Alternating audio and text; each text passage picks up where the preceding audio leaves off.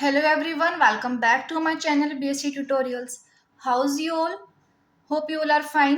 So हम कर रहे थे BA BSc 5th Sam number 3 इन ट्रिग्नोमेट्री की बुक का chapter number 1 that is divisibility and जिसके सीरीज में हमने एक्सरसाइज 1.2 के एग्जांपल्स सभी कंप्लीट कर लिए थे और आज हम स्टार्ट करने वाले हैं एक्सरसाइज 1.3 का बेसिक कंसेप्ट जिसका फर्स्ट टॉपिक है सम इम्पोर्टेंट डेफिनेशंस.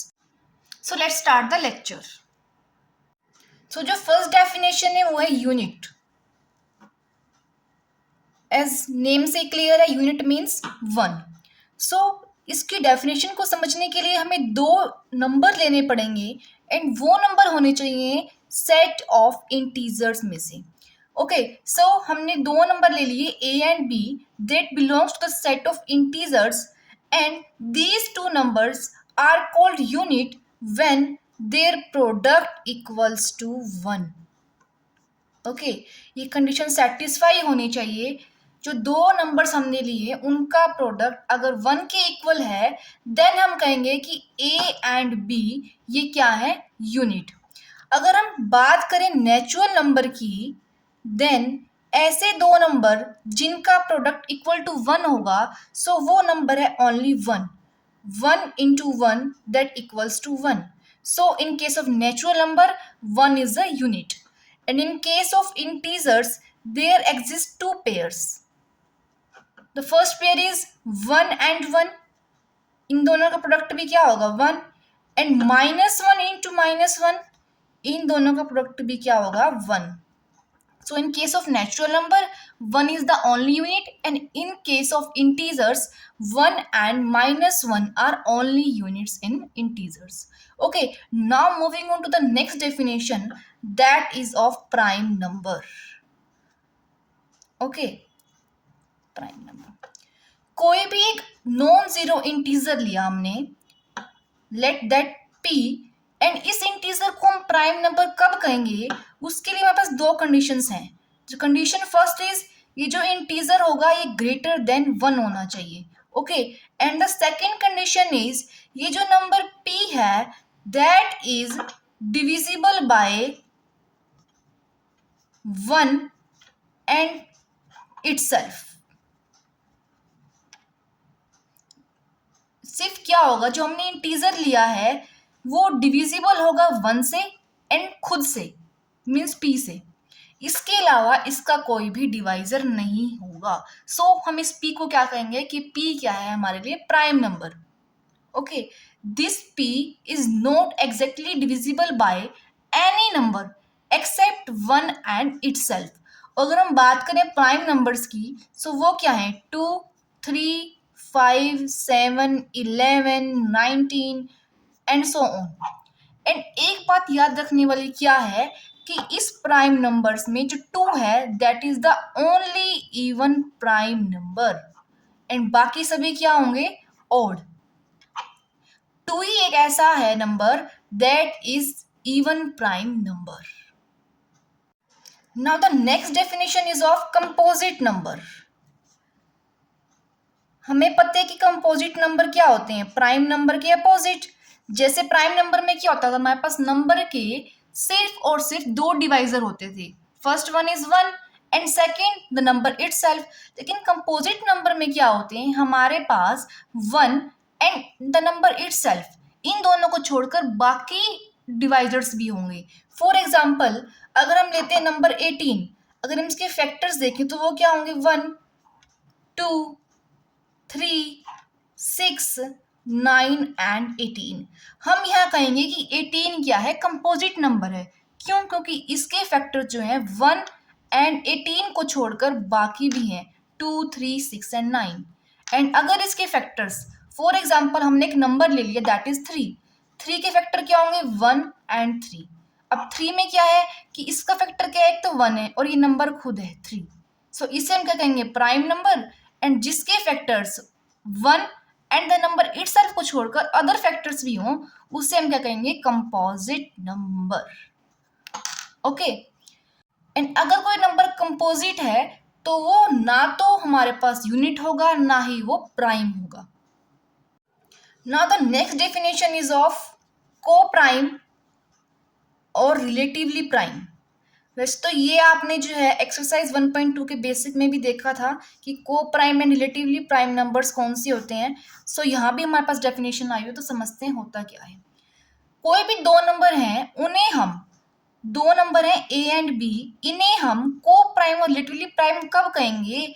जब इनकी जीसीडी जो होगी वो इक्वल्स टू 1 होगी। ओके अगर हम एग्जाम्पल देख रहे हैं इसका, सो फॉर एग्जाम्पल 13 एंड 48, इन दोनों की जीसीडी क्या होगी? Equals to 1। अब हम देख रहे हैं 13 एंड 48 की जीसीडी क्या है? 1। देन हम कहेंगे 13 is relatively prime to 48। One more example 4 and 15, इन दोनों की जीसीडी भी क्या होगी? 1। सो हम कहेंगे 4 is relatively prime to 15 as their GCD is equals to 1। Also यहाँ एक पॉइंट नोट करने वाला क्या है कि अगर कोई भी दो नंबर को प्राइम है तो ये जरूरी नहीं है कि ये दोनों जो हैं हमारे पास प्राइम होंगे। फॉर एग्जाम्पल अगर हम बात करें 4 एंड 15 की, तो इसमें 15 क्या है? कंपोजिट है। 4 भी क्या है? कंपोजिट है। सो हम कह रहे हैं कि अगर कोई भी दो नंबर को प्राइम है, इसका मतलब ये नहीं है कि ये दोनों नंबर जो है हमारे पास प्राइम होंगे या कोई एक प्राइम होगा, दोनों कंपोजिट भी हो सकते हैं। For example 4 and 15। Now the next definition is of twin primes. कोई भी हमारे पास दो इंटीजर हैं तो उन्हें हम ट्विन प्राइम कब कहेंगे? कि जब उन दोनों प्राइम्स का डिफरेंस क्या होगा? 2। Okay a pair of prime numbers is said to be twin prime if they differ by 2। इनके बीच का डिफरेंस क्या होना चाहिए? 2 का। फॉर एग्जाम्पल हम अगर लिखें 3 and 5, this both are prime numbers and इन दोनों के बीच में डिफरेंस है 2 का। अब हम लिखते हैं सारे prime numbers 2, 3, 5, 7, 11, 13, 19 and so on. अब हम देखें 3 एंड 5 में क्या है? 2 का डिफरेंस, तो सो ये पेयर क्या हो गया? ट्विन प्राइम्स का। 5 एंड 7 में देखें तो इनमें भी डिफरेंस कितने का है हमारे पास? 2 का। So this is also a pair of twin primes. And 11 and 13 में देखें तो इनमें भी डिफरेंस कितने का है हमारे पास? 2 का। This is also a pair of twin primes. 7 and 11 की बात करें तो इन दोनों में डिफरेंस 2 का नहीं है, तो हम क्या कहेंगे? 7 एंड 11 ये ट्विन प्राइम्स नहीं है। These not are twin primes. Now the next definition is of perfect number. Okay, कोई भी हमारे पास नंबर है देन हम उसे परफेक्ट नंबर कब कहेंगे? जब उसके फैक्टर्स का सम जो होगा वो equals to the number itself हो जाएगा। ओके फॉर एग्जांपल हम लेते हैं नंबर 6 एंड अगर हम इसके फैक्टर्स देखें तो वो क्या होंगे? 1, 2, 3 एंड द नंबर 6 इटसेल्फ। सो हम करेंगे अब इन फैक्टर्स का सम, जो ये नंबर होगा इटसेल्फ इसे हमें छोड़ना होगा एंड हम सम करेंगे रिमेनिंग फैक्टर्स का। Then 1 + 2 + 3 that equals to 6। अब क्या है? जो सम जो है इन फैक्टर्स का वो इक्वल किसके आ गया? जो नंबर खुद था। देन हम कहेंगे कि 6 क्या है हमारे पास? Perfect number. Now the second example अगर हम देखें देन दैट इज 28 एंड 28 के अगर हम फैक्टर्स देखें तो वो क्या होंगे? 1, 2, 4, 7, 14 एंड 28। अब अगर हमें इसके सम चेक करना है फैक्टर्स का, देन हम क्या करेंगे? इस 28 को देंगे छोड़ एंड बाकी फैक्टर्स कम करेंगे sum. That means 1 + 2 + 4 + 7 + 14 and that equals to 28। It means हम क्या करेंगे? 28 is a perfect number. Now next topic is some theorems on prime numbers. So हम स्टार्ट करते हैं थ्योरम्स को। Now the first theorem is if p is a prime number and a is any number, then we have to prove that either p divides a or p is co-prime to a। हमें दिया हुआ है कि p क्या एक prime number है and a हमारे पास कोई भी नंबर है। देन हमें प्रूव करना होगा कि p या तो a को डिवाइड करता है या हमें प्रूव करना है कि p क्या है? को प्राइम है। ओके सो इसके लिए हम लेके चलेंगे GCD of p and a and that equals to d। अब हम यहाँ अप्लाई करेंगे definition of GCD, then we can write D divides P and D divides A। ये हमने GCD के कंसेप्ट में पढ़ा था। एंड अगर आपको ये समझ में नहीं आया देन आप उस लेक्चर को चेक करना, एंड फिर भी समझ में नहीं आता देन आप कमेंट सेक्शन में अपना डाउट ड्रॉप कर सकते हैं। So let's move further. So हम कह रहे हैं D divides P and D divides A। अब when D divides P and P is a prime number that is given, अब हमें पता है कि P अगर प्राइम नंबर है देन उसके फैक्टर्स क्या हो सकते हैं, या तो 1 एंड या वो नंबर खुद, राइट। दैट मीन्स कि जो ये D जो है या तो वो 1 हो सकता है या वो P हो सकता है, क्योंकि D क्या कर रहा है, P को डिवाइड कर रहा है and P is a prime number. That means D can be equals to 1 और and D can be equals to P only. And D हमने क्या लेट किया था, GCD of P and A। That means GCD of P and A equals to 1, और we can write GCD of P and A equals to P। यही हो सकता है क्योंकि हमने D क्या लेट किया था, GCD of P and A। अब हम कह रहे हैं GCD of P and A equals to 1, that implies P and A are co-prime, right? And अगर हम कह रहे हैं GCD of P and A equals to P, that means P divides A। यही तो हमें प्रूफ करना था कि P या तो क्या हो, A को डिवाइड करता हो या P को प्राइम हो। तो हमने यही प्रूव किया है ना कि P एंड A क्या है, को प्राइम है या P divides A। So with this theorem 1 is completed. Now moving on to the next theorem. Now the theorem second is every natural number greater than 1 has a prime factor. इसमें हमें prove क्या करना है कि कोई भी अगर natural number है एंड अगर वो ग्रेटर देन 1 है देन उसका एक प्राइम फैक्टर होगा, ओके। एंड इससे की स्टेटमेंट एक और है, every natural number other than 1 has at least 1 prime factor. So ये थ्योरम जो है उस नेम से भी आ सकती है, and this theorem is very very important for the further upcoming theorems. ये थ्योरम्स आगे आने वाली थ्योरम्स में भी यूज होगी, ओके। सो इसके प्रूफ के लिए हम क्या करेंगे, एक नेचुरल नंबर लेके चलेंगे। Let n be any natural number and that is greater than 1। हमने क्या किया, एक नेचुरल नंबर ले लिया n एंड हम कह रहे हैं कि नेचुरल नंबर क्या है, ग्रेटर देन 1 है। अब देखो ये n जो है या तो ये प्राइम होगा या ये कंपोजिट होगा, राइट। हम लेके चलते हैं कि n क्या है, प्राइम है। अगर n प्राइम है देन इसके फैक्टर्स क्या होंगे, 1 and the number n itself, right.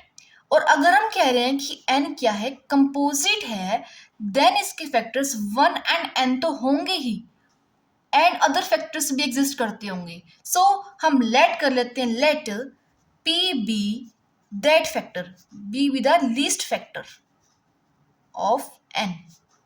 क्योंकि अब हम क्या कह रहे हैं कि n क्या है, हमारे पास कंपोजिट नंबर है, देन उसके फैक्टर्स 1 एंड n तो होंगे ही एंड अदर फैक्टर्स भी होंगे। एंड उन अदर फैक्टर्स में से हमने क्या किया, एक फैक्टर को हमने लेट कर लिया एंड हम कह रहे हैं कि वो फैक्टर क्या है, लीस्ट फैक्टर है। So p be the least factor of n। And अगर हम बात करें कंडीशन की, then p lies between 1 and n।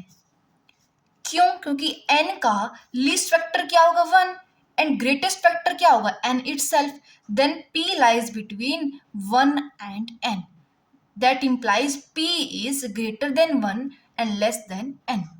Also p क्या है, फैक्टर है n का, then p divides n also. अब हमें प्रूव क्या करना है, हमने ये तो कह दिया कि n क्या कंपोजिट नंबर है, लेकिन हमें प्रूव करना है कि जो हम फैक्टर ले रहे हैं that is a prime factor. So अब हमें प्रूव करना है, we have to prove p is a prime, p is prime।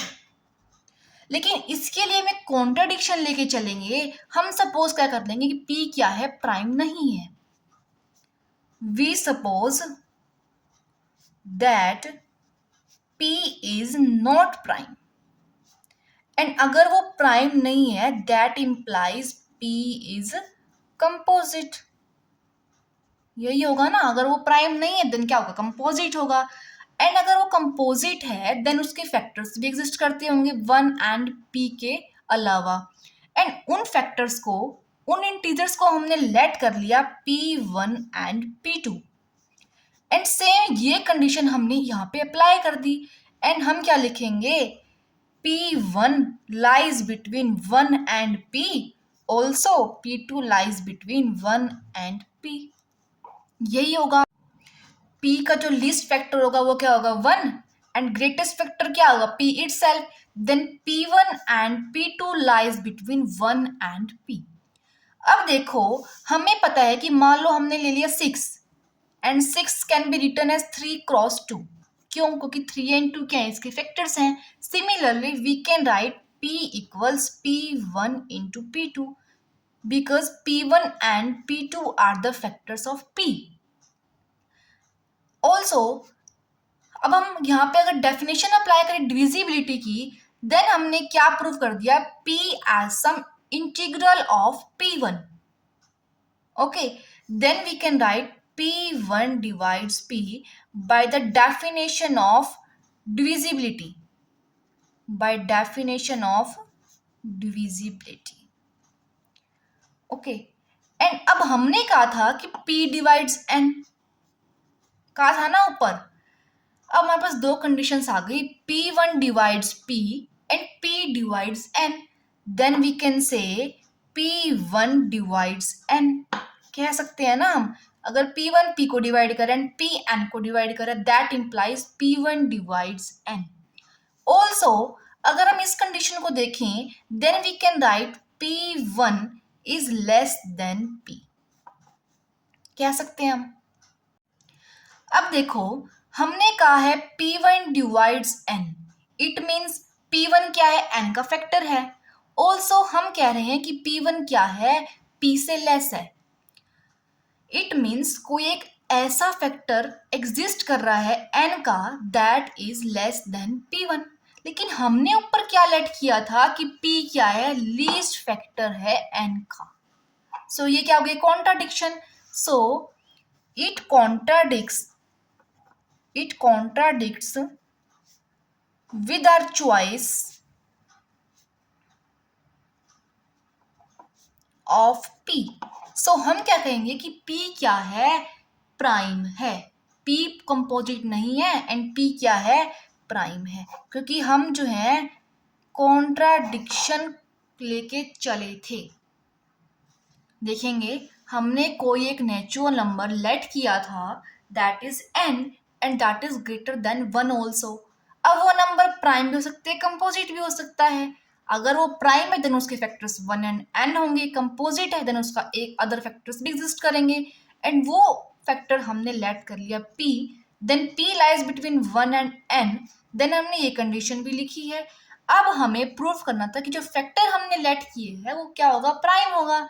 लेकिन हम कॉन्ट्राडिक्शन लेके चले हैं कि P क्या है, कंपोजिट नंबर है। अगर P कंपोजिट है देन उसके फैक्टर्स भी एग्जिस्ट करेंगे। हमने वो लेट कर लिए P1 एंड P2। अब हमने ये ऊपर वाली कंडीशन यहाँ अप्लाई करी है एंड हमने कहा है P1 lies between 1 and P, similarly P2 lies between 1 and P। अब अगर फैक्टर्स है P1 एंड P2 P के, देन हम कह सकते हैं P equals P1 into P2। And अब हमने यहाँ डेफिनेशन ऑफ विजिबिलिटी अप्लाई करी है, देन हम कह सकते हैं P1 डिवाइड्स P। ऑल्सो हमने ऊपर कहा है P डिवाइड्स N। अब अगर P1 P को डिवाइड कर रहा है, P N को डिवाइड कर रहा है, that implies P1 divides N also. And अगर हम ये कंडीशन देखें then we can write P1 is less than P। लेकिन हमने क्या चूज किया था कि P क्या है, लीस्ट फैक्टर है N का। अब P1 क्या है, N का फैक्टर होगा क्योंकि डिवाइड कर रहा है N को। लेकिन हमने साथ में ये भी प्रूव कर दिया कि P1 क्या है, P से छोटा है। लेकिन हमने क्या चूज किया था कि P क्या है, लीस्ट फैक्टर है। So it contradicts with the choice of P. So हम कहेंगे कि जो हमने सपोज किया था, हमारी सपोजिशन क्या थी, रॉन्ग थी। That implies P is a prime number. So हमने ये प्रूव कर दिया कि कोई भी अगर एक नेचुरल नंबर है एंड अगर वो 1 से ग्रेटर है देन उसका प्राइम फैक्टर एग्जिस्ट करेगा। So with this the theorem second is completed. Now moving on to the next theorem. Now the theorem third is Euclid's first theorem. If p is a prime number and p divides ab, then either p divides a or p divides b. इस statement को हम कहते हैं Euclid's first theorem. ये exam में by name भी आ सकती है। इसकी स्टेटमेंट क्या है कि अगर p क्या है, कोई प्राइम नंबर है and p divides a b, then we have to prove that either p divides a और p डिवाइड्स b। इसके प्रूफ के लिए देखेंगे, हमें कंडीशन फर्स्ट गिवन है p divides a b, and by applying the definition of divisibility we can write ab as some integral of p and let that integer be d, जहां d क्या है हमारे पास, integer। okay, so we get the equation ab equals pd। now we have to prove that p divides a, और हम क्या कर लेंगे, let कर लेंगे कि p a को डिवाइड नहीं करता। Suppose p does not divides a, हमें प्रूव करना था कि p a को डिवाइड करता है, लेकिन हम यहाँ कॉन्ट्राडिक्शन लेके चलेंगे। हम सपोज कर लेंगे कि p a को डिवाइड नहीं करता। अगर p a को डिवाइड नहीं करता then that means p and a are coprime. यही होगा, कोई भी दो नंबर अगर एक दूसरे को डिवाइड नहीं करते that implies these numbers are coprime. And हमें पता है कि को प्राइम नंबर्स क्या होते हैं, जिनकी जीसीडी क्या होती है, equals to 1। Then we can write GCD of p and a equals to 1। क्यों? क्योंकि हमने कहा है p and a are coprimes. Okay, अब हमें पता है कि अगर दो नंबर्स के जीसीडी हमें गिवन है then we can write GCD as some linear combination. It means कोई भी इंटीजर्स एग्जिस्ट करेंगे वहां पर और वो क्या होंगे, इस जीसीडी के इक्वल्स। एंड हमने उन इंटीजर्स को लेट कर दिया m and n।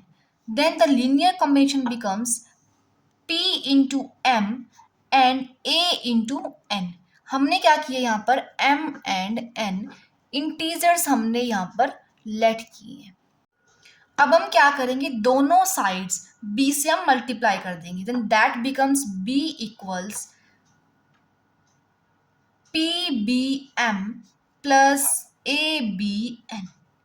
Now ab की वैल्यू जो है वो हम यहाँ पुट कर देंगे, that is pd। Then b equals pbm plus pdn। Now हम कॉमन ले रहे हैं यहाँ से p, that becomes bm plus dn। अब हमने क्या किया है, b को हमने प्रूव कर दिया as some integral of p। Okay, and by applying the definition of divisibility we can write p divides b। हमें जो कंडीशन मिल गई वो है p डिवाइड्स b, और हमें यही प्रूव करना था कि p किसको डिवाइड करेगा, b को। So with this the theorem third is also completed. Now moving on to the next theorem. Now the theorem fourth is Euclid's second theorem, the number of primes is infinite. So हमें यहाँ क्या prove करना है कि primes क्या होते हैं, infinite इन number. ये थ्योरम भी बाय नेम आ सकती है, यूक्लिड्स सेकंड थ्योरम। इसकी स्टेटमेंट आपको याद रखनी पड़ेगी। देखते हैं इसका प्रूफ। इसके प्रूफ के लिए हम सपोज कर लेंगे कि जो प्राइम्स का जो नंबर है, जो प्राइम्स जो है that are finite. Suppose number of primes is finite. और प्राइम्स कैसे होते हैं, देखो क्या होंगे, 2, 3, 5, 7, 11 एंड सो ऑन। एंड इसमें हम क्या लेट कर लेंगे कि p जो है that is the greatest prime, p is greatest prime. ये हमने क्या किया है, लेट कर लिया। ओके, अब देखो हम इन प्राइम्स का लेंगे प्रोडक्ट। प्रोडक्ट क्या होगा, 2 into 3 into 5 into 7 into 11 into up to p, and इसे हम लेट कर लेंगे by some alphabet that is a। A क्या शो कर रहा है यहाँ पर, प्रोडक्ट ऑफ द प्राइम्स। अब हम एक नंबर लेंगे, let the number be B. हमने यहाँ एक नंबर लेट कर लिया b, and b is defined as the product of primes +1। हम b एक ऐसा नंबर ले रहे हैं जो क्या है, प्रोडक्ट है प्राइम्स का, एंड उसमें हमने एक 1 ऐड कर दिया। अब हम इन जो प्रोडक्ट है प्राइम्स का उसे हम लिख सकते हैं a by this equation, then b becomes a+1। अब हम कह सकते हैं कि b क्या है, 1 से बड़ा है। क्यों, क्योंकि a क्या है यहाँ पर, प्रोडक्ट है प्राइम्स का, एंड उसमें हमने 1 ऐड कर दिया, that implies b is greater than 1। And अब हमने सेकंड थ्योरम में क्या पढ़ा था कि कोई भी अगर एक नेचुरल नंबर है एंड अगर वो ग्रेटर देन 1 है, देन उसका एक प्राइम फैक्टर जरूर होगा। देन हमने उस प्राइम फैक्टर को लेट कर लिया q be the prime factor. And ये थ्योरम आपको पूरी लिखनी है यहाँ पर, थ्योरम 2 की स्टेटमेंट, कि कोई भी अगर एक नेचुरल नंबर है and that is greater than 1, then there exist at least 1 prime factor, and हमने वो प्राइम फैक्टर लेट कर लिया q। अब अगर q क्या है, b का फैक्टर है, देन q डिवाइड्स b, क्योंकि q क्या है, b का ही तो फैक्टर है, देन q डिवाइड्स b। अब देखो हमने कहा है कि q क्या है, प्राइम फैक्टर है, एंड a क्या है, प्राइम फैक्टर का प्रोडक्ट। देन हम कह सकते हैं कि q a को भी डिवाइड करेगा, क्योंकि q खुद क्या है, प्राइम फैक्टर, एंड a क्या है, product of prime factors, then q divides a। अब अगर हम इन दो इक्वेशन पे एक थ्योरम अप्लाई करें जो हमने एक्सरसाइज 1.1 के बेसिक में पढ़ी थी, वो थ्योरम थी a when a divides b and a divides c, then a divides their sum and a divides their difference। अगर ये थ्योरम हम यहाँ अप्लाई कर रहे हैं, that means q divides b and q divides a, that q divides b minus a also। And हमें पता है b माइनस ए की वैल्यू इस इक्वेशन से क्या हो जाएगी, 1। q divides 1। अब हमारे पास जो कंडीशन आई है वो है q डिवाइड्स 1। अब देखो q क्या था, एक प्राइम फैक्टर, हमने लेट किया था ना q be the prime factor, and हमें पता है कि जो प्राइम फैक्टर होते हैं वो क्या होते हैं, 2 3 5 7 11 and so on. It means जो प्राइम नंबर होंगे वो हमेशा 1 से बड़े होंगे, राइट। जो q है that must B greater than 1, लेकिन हम कह रहे हैं कि q क्या कर रहा है, 1 को डिवाइड कर रहा है। सो ये कंडीशन जो है दैट इज इम्पॉसिबल। सो हम कहेंगे कि हमारी सपोजिशन जो थी वो ही रॉन्ग थी। It means number of primes are finite. So with this the theorem 4 is also completed. Now moving on to the next theorem. Now the next theorem is fundamental theorems of arithmetic. इस theorem की statement क्या कहती है, every number n greater than 1 can be expressed as a product of primes in one and only one way except for the order in which the prime factors occur. इस theorem में हम prove करेंगे कि कोई भी एक number है n and उसे हम एक्सप्रेस करेंगे as the product of prime numbers, and हम कहेंगे कि जो एक्सप्रेशन है that is the one and only one way. Means जो एक्सप्रेशन है वो यूनिक है हर नंबर के लिए। सो हमें यूनिकनेस भी प्रूव करनी पड़ेगी।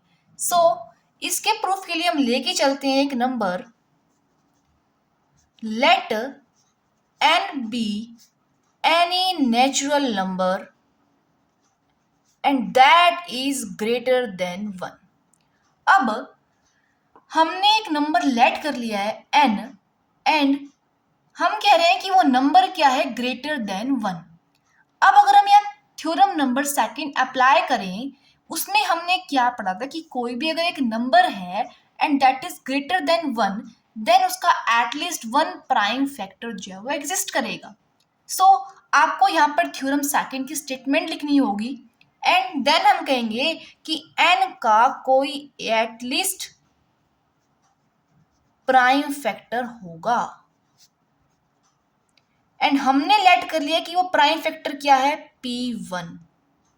ओके, अब देखो हमने कहा है कि P1 क्या है, n का फैक्टर है, that implies P1 divides n।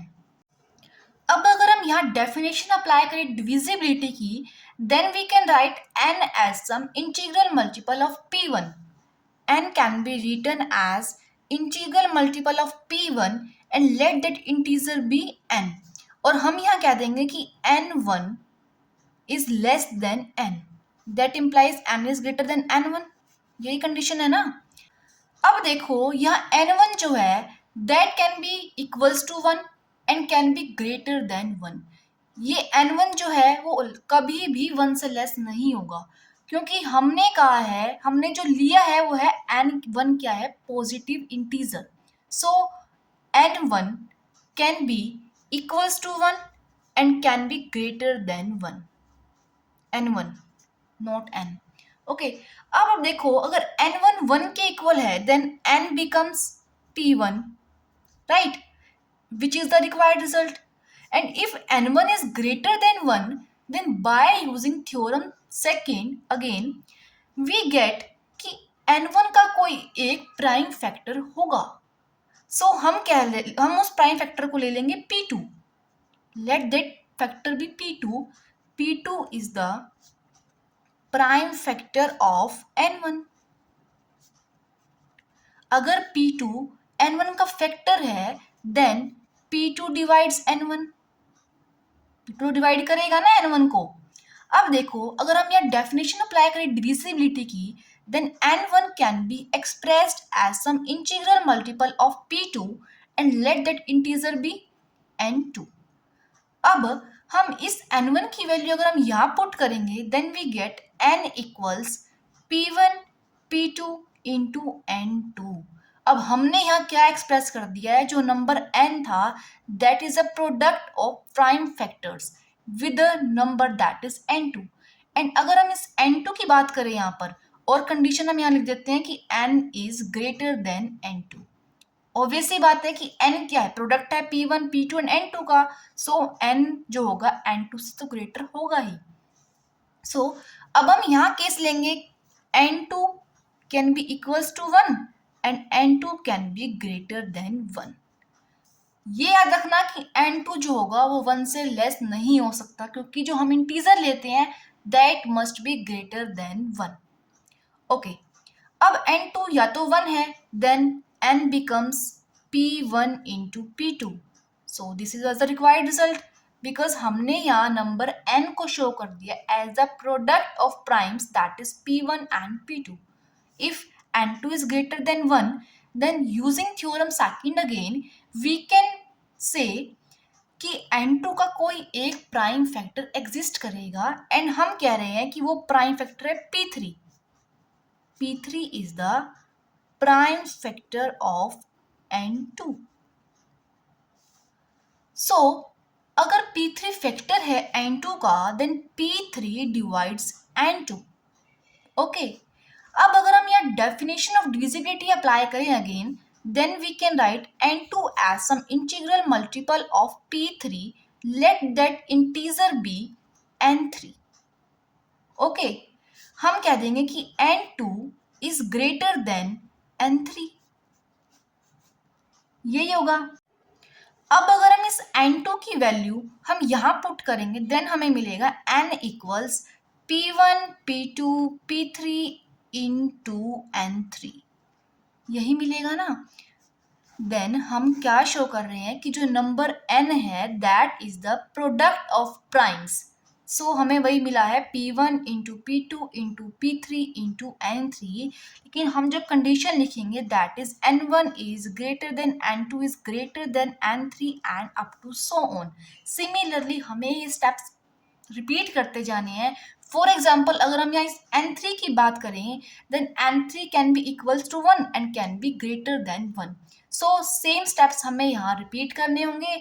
Then अगर हम इसको जनरलाइज्ड फॉर्म में लिखें, जनरलाइज फॉर्म में हम क्यों लिख रहे हैं, देखो ये n क्या है, कोई भी एक फाइनाइट नंबर है एंड कुछ स्टेप्स में क्या होगा कि जो हमारा जो प्रोसेस है वो टर्मिनेट हो जाएगा क्योंकि n यहाँ क्या है, फाइनाइट है। सो अगर हम इसे जनरलाइज्ड फॉर्म में लिखें P1 P2 P3 up to Pn की फॉर्म में अगर हम लिख रहे हैं जनरलाइज्ड फॉर्म में, then n can be written as P1 into P2 into P3 into P4 into P5 up to so on, and हम लास्ट में ले रहे हैं इंटीजर k Pk। ऑल्सो अगर हम जनरलाइज फॉर्म में देखें then n equals to P1 P2 P3 N3, तो ये जो इंटीजर था बेस था इनका वो क्या था, सेम था, तो हम क्या लिखेंगे nk। इन दोनों का बेस भी हमें सेम रखना पड़ेगा। ओके, अब हम ले रहे हैं nk को 1, then n equals to P1 into P2 into P3 into P4 up to Pk। So हमने यहाँ शो कर दिया है नंबर n को as the product of prime factors. Okay, so हमें यही प्रूव करना था। सो विद दिस इस थ्योरम का जो फर्स्ट पार्ट था जिसमें हमें प्रूव करना था नंबर n को as the product of primes, so भी हमने प्रूव कर दिया एंड हमें सेकेंड पार्ट में इसकी यूनिकनेस प्रूव करनी है। सो अब देखेंगे इसकी यूनिकनेस जो हमने ऊपर प्रूव किया that is n equals to P1 into P2 into P3 up to Pk। और हमें अगर यूनिकनेस प्रूव करनी है सो हमें उसके लिए एक अनदर सेट ऑफ प्राइम्स लेके चलना पड़ेगा। सो हमने लेट कर लिया late another set of primes that is q1 q2 q3 up to qr, and हम नंबर को जो नंबर n है उसे हम लिख सकते हैं the product of this set of primes, that means n equals to q1 into q3 up to qr। Okay, अब हम देख रहे हैं कि इन दोनों इक्वेशन की लेफ्ट हैंड साइड जो है वो सेम है, that means right hand side जो होगी इन दोनों इक्वेशंस की वो भी सेम होगी, then that means Q1 into Q2 into Q3 into up to so on QR तक equals to P1 into P2 into P3 up to Pk। ये दोनों क्या हो गए, इक्वल हो गए। इस इक्वेशन के अकॉर्डिंग हम कह सकते हैं कि हमने इस इक्वेशन को शो कर दिया as some integral multiple of P1। Okay, अगर हम यहाँ पर डेफिनेशन अप्लाई करें डिविजिबिलिटी की then we can say P1 divides Q1 Q2 Q3 up to QR, कह सकते हैं ना। अब देखो हम कह रहे हैं P1 divides Q1 Q2 Q3 up to QR, and in general अगर हम कहें कि P1 डिवाइड्स Q1, हमने ये लेट कर लिया in general P1 divides Q1। अब हमें पता है कि Q1 क्या है, प्राइम है, प्राइम है ना। सो अगर Q1 प्राइम है then P1 equals to 1 and P1 can be equals to Q1 only.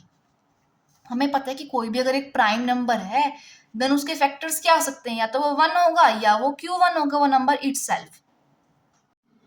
अब जो P1 है वो 1 तो हो नहीं सकता क्योंकि P1 भी क्या है, प्राइम है, और 1 क्या है, प्राइम नंबर नहीं है।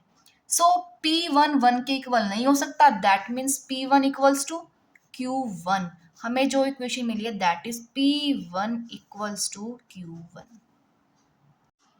अब देखो अगर हम P1 की वैल्यू Q1 हम इस इक्वेशन में पुट कर रहे हैं देन हमें क्या मिल रहा है, देखो Q1 की जगह मैं लिखा P1 into Q2 Q3 up to QR, that equals to P1 P2 P3 up to Pk। अब P1 जो है वो दोनों साइड से कैंसिल हो जाएगा, देन हमें मिलेगा Q2 Q3 up to QR that equals to P2 into P3 up to PK।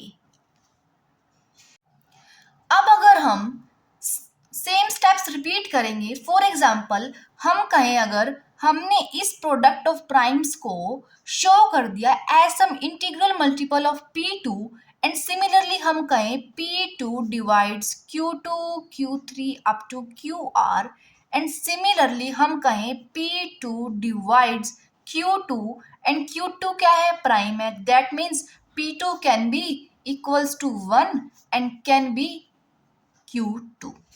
P2 equals 1 हो नहीं सकता, that means P2 equals to Q2। Means अगर हम सिमिलर स्टेप्स रिपीट करते जाएंगे देन हमें मिलेगा P2 equals to Q2, P3 equals to Q3, P4 equals to Q4 up to so on. हमें यही तो प्रूव करना था कि जो हमने प्राइम्स का जो हमने प्रोडक्ट लिया है मीन्स अदर सेट लिया है, इट मीन्स हमने P1 equals Q1, P2 equals to Q2, P3 equals to Q3 हमने शो कर दिया है। लेकिन अब हमें क्या प्रूव करना है कि जो K है वो R के इक्वल है। ये हमारा सेकेंड पार्ट है, इसमें हमें ये प्रूव भी करना है कि K इक्वल्स टू R। हमने ये तो शो कर दिया है कि जो P1 है वो Q1 के इक्वल है, P2 Q2 के इक्वल है, P3 Q3 के इक्वल है, बट ये भी तो शो करना पड़ेगा कि जो लास्ट टर्म है PK QR की इक्वल होगी, उसके लिए हमें प्रूव करना पड़ेगा K जो है वो R के इक्वल है। सो अब देखेंगे K इक्वल्स टू R हम कैसे प्रूव करेंगे। सो हम लेके चलते हैं, हम लेट कर लेते हैं कि K क्या है, लेस देन R। अगर K लेस देन R है, सो ये जो इक्वेशन है हमने ऊपर लिखी है ये वाली, इसमें नीचे एक बार फिर से लिख रही हूँ, फिर समझाते हैं इसे हम कैसे करना है। Q1 into Q2 into Q3 up to QR and that equals to P1 into P2 equals to P3 up to PK। हमने क्या किया था, एक तो हमने जो प्रूव की थी उसमें हमने ये किया था ना कि प्रोडक्ट ऑफ प्राइम्स के इक्वल हमने शो कर दिया था नंबर को, एंड एक हमने अदर सेट लिया था, देन हमने दोनों की राइट हैंड साइड को इक्वल लिखा था, उससे हमारे को ये इक्वेशन मिली थी। देखेंगे अब हम कह रहे हैं कि K क्या है, लेस देन R। यही कहा है हमने, इट मीन्स कि राइट हैंड साइड में हमारे पास लेसर टर्म्स होंगी इस लेफ्ट हैंड साइड से। हम कह रहे हैं कि K क्या है, R से लेस है, देन हमने प्रूव किया था कि P1 equals to Q1, P2 equals to Q2, P3 equals to Q3। So हम मान लेते हैं K equals to 7, right. So यहाँ पे कभी P1 P2 P3 up to P7 भी आया होगा, राइट, और यहाँ आया होगा Q7, वो तो हो गए होंगे कैंसिल, राइट। अब जो है लास्ट टर्म जो यहाँ की होगी कैंसिल, लेकिन हम कह रहे हैं कि K जो था कम था R से, मीन्स QR बड़ा है, मीन्स Q7 के बाद भी कुछ टर्म्स रिमेनिंग रह जाएंगी और यहाँ राइट हैंड साइड में सभी टर्म्स कैंसिल होकर क्या बन जाएंगी, 1। आई बात समझ। फिर से देखेंगे, हमने यहाँ लेट किया है कि K क्या है, R से कम है, it means left hand side में जो टर्म्स होंगी वो ज़्यादा होंगी एंड राइट हैंड साइड में जो टर्म्स हैं वो कम है। It means P1 Q1 P2 Q2 P3 Q3 ये सब हो गए कैंसिल। अब राइट हैंड साइड में जो टर्म्स बची है मेरे पास, यहाँ R ना लेके हम K से डिनोट कर रहे हैं। हम देखेंगे जो टर्म मीन्स Q8 है ना, उससे हम कहेंगे QK+1 एंड जो Q9 होगा उससे हम कहेंगे QK+2 एंड जो Q10 होगा उससे हम कह रहे हैं QK+3 एंड जो लास्ट टर्म है वो हम कह रहे हैं QR। समझ में आई ये जो हमने लिखी है इक्वेशन, यही इंपॉर्टेंट पार्ट है जो आपको समझना है यहाँ पर। देखेंगे अब जो ये हमारे पास लेफ्ट हैंड साइड आई है इसे हम कह सकते हैं product of R minus K prime factors. हमें पता है कि जो Q1 Q2 जो हम ले रहे थे सभी क्या थे, प्राइम फैक्टर्स ही थे, एंड जो ये हमारे पास प्राइम फैक्टर्स बचे हैं these are the product of R minus K prime factors. क्योंकि टोटल कितने थे ये आर फैक्टर्स, एंड इसमें से जो क्यू के फैक्टर्स थे, ठीक है, वो सब क्या हो गए, कैंसिल हो गए। सो हमारे पास जो प्रोडक्ट बचा है वो बचा है आर माइनस के प्राइम फैक्टर्स का। सो हम कह रहे हैं प्रोडक्ट ऑफ आर माइनस के प्राइम फैक्टर्स इक्वल्स टू 1। लेकिन हमें पता है कि जो प्रोडक्ट होगा इन प्राइम फैक्टर्स का वो फाइनाइट आएगा, मीन्स वो 1 नहीं हो सकता, वो 1 से तो ग्रेटर ही होगा ना, that can not be equal to 1। It means हम कहेंगे कि जो हमने सपोज किया है वो ही रोंग है, that means K can not be less than are.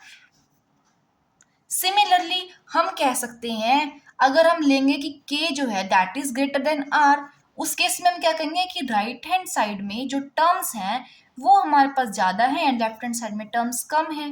So same हम यहाँ पर अप्लाई करेंगे एंड देन जो हमारे पास लास्ट में कंडीशन मिलेगी वो होगी कि k can not be greater than 1। Okay, so इसे हम सिमिलरली कह के लिख देंगे कि similarly k can not be greater than r। So इसके साथ हमने ये प्रूव कर दिया कि k ना ही r से छोटा हो सकता ना ही k r से बड़ा हो सकता। इट मीन्स जो ओनली कंडीशन बची है that is k equals to r, और यही हमें प्रूव करना था। तो विद दिस जो यूनिकनेस है वो प्रूव हो गई। ओके, जो मेन पॉइंट था वो था ये, वो हमने किया क्या है, हमने सिर्फ ये लेट किया था कि k क्या है, लेस देन r है। इट मीन्स जो टर्म्स होंगी हमारे पास राइट हैंड साइड में वो क्या हो जाएंगी, हमारे पास कम हो जाएंगी एंड लेफ्ट हैंड साइड में ज़्यादा हो जाएंगी। सो हमने यहाँ सपोज किया था कि k क्या है, 7 के इक्वल है। सो Q7 P7 ये तो हो गए होंगे कैंसिल, कि लास्ट टर्म क्या थी pk, means P7 last term थी यहाँ पर, और यहाँ पर Q7 बीच की टर्म है, वो लास्ट टर्म नहीं है। यहाँ पर Q7 P7 कैंसिल हो गए एंड जो Q8 है उसे हमने कहा है QK प्लस 1, Q9 को हमने कहा है QK plus 2 and so on. इसे आप ध्यान से करना, यही मेन पॉइंट है इस थ्योरम में। So with this the theorem, fundamental theorem of arithmetic is also completed. Now moving on to the next topic. Now the next topic is standard form और कैनोनिकल फॉर्म। सो इसे हम समझेंगे example के साथ। सो एग्जाम्पल मैंने लिए the number 30 and 30 के अगर मैं फैक्टर्स लिखूं तो वो क्या होंगे देखेंगे इसके according, that will be 2 raise to power 1 into 3 raise to power 1 and 5 raise to power 1। इसे हम कहते हैं स्टैंडर्ड फॉर्म और कैनोनिकल फॉर्म। अनदर एग्जाम्पल हम लेते हैं 450 का। सो उसके लिए 2 देन 5 देन 5 देन 3 देन 450 को हम कैसे लिख सकते हैं, देखो 2 raise to power 1 and 3 raise to power 2 and then 5 raise to power 2। Okay, so यही है कैनोनिकल फॉर्म ऑफ नंबर। अब देखते हैं कि रूल्स क्या हैं स्टैंडर्ड फॉर्म या कैनोनिकल फॉर्म को लिखने के। हमने कोई भी एक नंबर लेना है that is greater than 1 and अगर हमें इसे एक्सप्रेस करना है in the form of standard या कैनोनिकल फॉर्म, देन हम लिखेंगे n equals to product of prime numbers p1 p2 p3 p4 up to so on, ठीक है, pk तक। ठीक है, अब जो पावर होंगी इन प्राइम नंबर्स की उसे हम डिनोट करते हैं alpha 1, alpha 2, alpha 3 and alpha k। अब कंडीशन क्या है देखेंगे कि P1 जो होगा that must be less than P2 and this is less than P3 and this must be less than P4 up to Pk। This is the first condition. Means जो हम prime factor लिखेंगे वो हम लिखेंगे ascending order के अंदर। And जो second condition है कि अल्फा 1, अल्फा 2, अल्फा 3 मीन्स जितनी भी एक्सपोनेंशियल पावर्स हैं ये सभी क्या होंगे, पॉजिटिव इंटीजर्स। क्लियर है ये कंसेप्ट। सिंपली स्टैंडर्ड फॉर्म क्या है कि जो भी हम फैक्टर्स बनाते हैं उसे हमें असेंडिंग फॉर्म में लिखना है एंड जो भी पावर्स होंगी ये सभी क्या होंगी हमारे पास, पॉजिटिव इंटीजर्स। क्लियर है यहाँ तक। इसके बाद आपको एक रिमार्क गिवन है कि अगर कोई भी दो इंटीजर है आपके पास, देन कैनोनिकल फॉर्म का यूज करके आप जीसीडी भी फाइंड आउट कर सकते हैं एंड एलसीएम भी फाइंड आउट कर सकते हैं। सो उसके लिए हमें लेनी पड़ेगी कैनोनिकल फॉर्म इन दोनों इंटीजर्स के लिए। सो हम लेके चलते हैं एक्स की canonical form, that is p1 raise to power alpha 1, p2 raise to power alpha 2, p3 raise to power alpha 3 up to pk raise to power alpha k। Similarly y की canonical form हम लेके चलेंगे p1 raise to power beta 1, p2 raise to power beta 2 and p3 raised to power beta 3 up to pk raised to power beta k। अब हम पहले बात करते हैं जीसीडी के लिए, greatest common divisor of x and y that will be the p1 and जो power होगी वो होनी चाहिए मिनिमम अल्फा 1 एंड बीटा 1 के लिए। ठीक है, मिनिमम पावर लेंगे हम अल्फा 1 एंड बीटा 1 की, and p2 is the minimum of alpha 2 and beta 2. Now p3 raised to power minimum of alpha 3 and beta 3. Similarly pk raised to power minimum of alpha k and beta k. Clear है? अब हम बात करते हैं LCM of X and Y. So उसके लिए हम लेते हैं p1 raise to power maximum of alpha 1 and beta 1, p2 raise to power maximum of alpha 2 and beta 2, p3 raise to power maximum of alpha 3 and beta 3 up to pk raised to power maximum of alpha k and beta k। Clear है? Simply हमने greatest common divisor में हमने लेना है minimum of alpha 1 and beta 1, alpha 2 and beta 2, alpha 3 and beta 3 and alpha के and beta के। On the other side LCM में हमने क्या करना है, मैक्सिमम पावर लेनी है अल्फा 1 बीटा 1 की, अल्फा 2 बीटा 2 की एंड सो ऑन। सो बिल्कुल छोटा सा कंसेप्ट था ये, जो कि आगे एग्जाम्पल में भी यूज होगा। So with this the concept before exercise 1.3 is completed. Till then यहाँ तक अगर आपको कोई डाउट हो then you can drop that doubt in comment section. And अगर आपको वीडियो अच्छी लगी हो तो वीडियो को लाइक एंड चैनल को सब्सक्राइब करना मत भूलिएगा। Thank you.